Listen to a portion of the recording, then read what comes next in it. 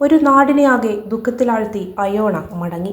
Payyavoor school കെട്ടിടത്തിന് മുകളിൽ നിന്ന് വീണ് ഗുരുതരമായി പരിക്കേറ്റ് ചികിത്സയിലിരിക്കെ മരണപ്പെട്ട മോൺസൺ അനിത ദമ്പതികളുടെ മകൾ 17 വയസ്സുകാരി അയോണ മോൺസന്റെ മൃതദേഹം വൻ ജനാവലിയുടെ സാന്നിധ്യത്തിൽ തിരൂർ സെന്റ് ഫ്രാൻസിസ് അസീസി പള്ളിയിൽ സംസ്കരിച്ചു.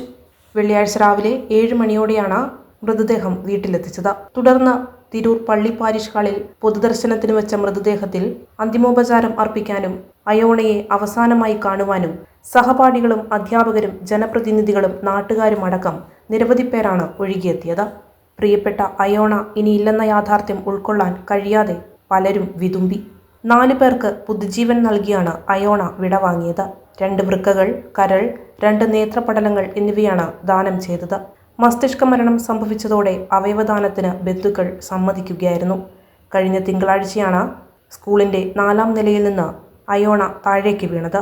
ആശുപത്രിയിൽ കഴിയവേ ബുധനാഴ്ച രാത്രിയോടെയാണ് മസ്തിഷ്ക മരണം സ്ഥിരീകരിച്ചത്.